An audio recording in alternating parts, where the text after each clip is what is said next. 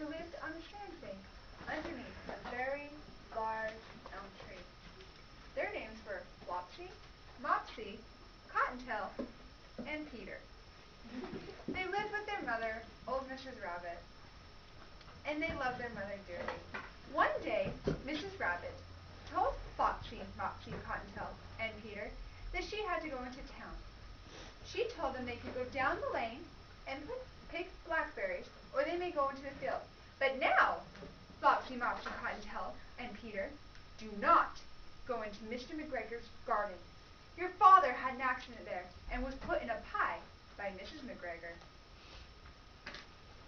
So old Mrs. Rabbit took her umbrella, a basket, and went down the lane to the bakery.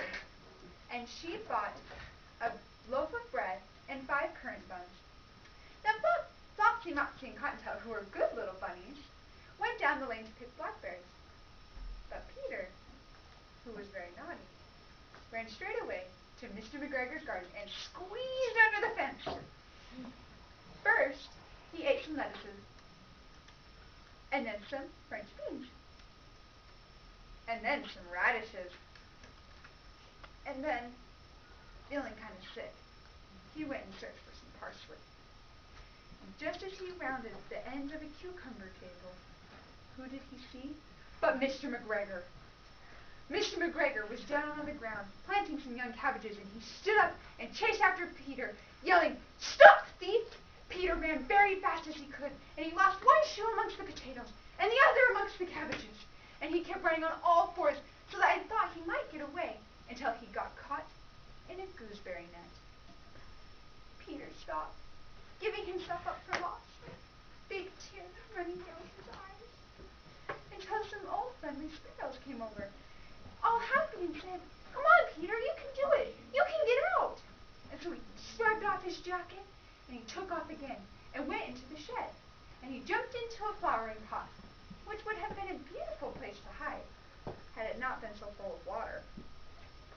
Mr. McGregor came into the shed, knowing Peter was in there somewhere, thinking he was underneath the flower pots, and picked up one. He wasn't there. So he moved to the next one, and he picked it up. And he wasn't there. Peter was very nervous, because Mr. McGregor was getting closer. So he jumped out of the watering pot. Mr. McGregor came after him again, and he jumped out of the window. Mr. McGregor was a little bit too big to follow, and plus he was tired of chasing Peter, and so he left. And Peter ran around all confused because he couldn't remember where the gate was that he had come in. And he stopped again by one little spot of the gate, but there wasn't a place that he could fit underneath. A little mouse came by, and he asked her, "Do you know where the gate is?"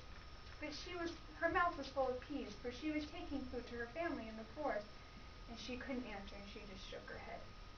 Big tears welled up into his eyes, and he started to cry again. He looked left, he looked to the right, and then he decided he would try straight away to see if the gate was on the other side of the garden. As he was wandering around, he came upon a pond where Mr. McGregor fills his watering can. And across the way he could see a big white cat sitting very, very still, watching the goldfish. Peter wouldn't have thought she was real, except for every once in a while her tail twitched.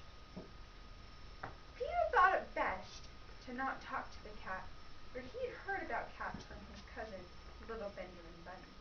So he backed away slowly and left. Peter kept looking around until suddenly he heard the sound of a gardening hoe. Scritch, scratch, scratch, scratch. And who was it but Mr. McGregor?